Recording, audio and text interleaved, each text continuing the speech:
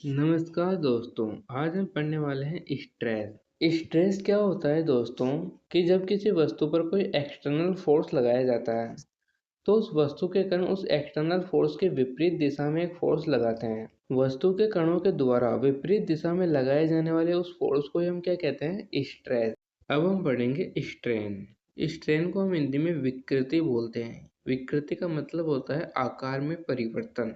तो जब हम किसी वस्तु पर कोई एक्सटर्नल फोर्स लगाते हैं तो उस फोर्स के विपरीत दिशा में वस्तु में स्ट्रेस उत्पन्न होता है। उस स्ट्रेस के कारण वस्तु के आकार में कुछ परिवर्तन हो जाता है। उस परिवर्तन को हम क्या कहते हैं? स्ट्रेन। मतलब वस्तु पर लगाए गए स्ट्रेस के कारण उसके आकार में होने वाले परिवर्तन को हम क्या कहते हैं? स्ट्रेन।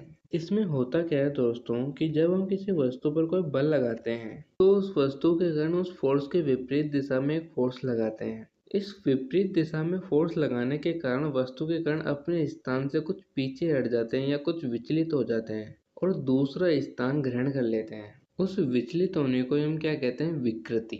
अब यदि अगर एक्सटर्नल फोर्स कम है तो केवल वस्तु के कण कुछ विचलित होंगे और फोर्स हटाने के बाद वापस अपनी पूर्व स्थिति में आ जाएंगे।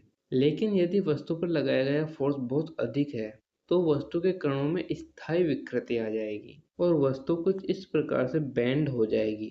एग्जाम्पल के लिए देखिए कि जब आप कोई भारी वजन उठाते हैं तो आपकी मांसपेशियों में स्ट्रेस उत्पन्न होता है और आपकी मांसपेशियां खिंच जाती है उस वजन को उठाने के लिए। मतलब कि आपकी मांसपेशियों के आकार में कुछ परिवर्तन हुआ। इससे आपके शरीर में एक स्ट्रेन उत्पन्न हो गई। अब यदि आपने अपनी क्षमता से ऊपर वजन उठाया तो आपकी मांसपेशियों में और ज्यादा स्ट्रेस उत्पन्न होगा। उस स्ट्रेस से क्या होगा कि आपकी मांसपेशियों में कुछ समय के लिए एक स्थायी विकृति आ जाएगी। अब यदि आपको एक ट्रक ने टक्कर मार दी तो क्या होगा कि उस स्थिति में भी आपका शरीर स्ट्रेस लगाएगा और उसी स्ट्रेस के कारण आपकी हड्डियां टूट जाएगी। मतलब आपके शरीर में उस स्ट्रेस के कारण हमेशा के लिए एक स्थायी विकृति, स्थायी स्ट्रेन आ जाएगी।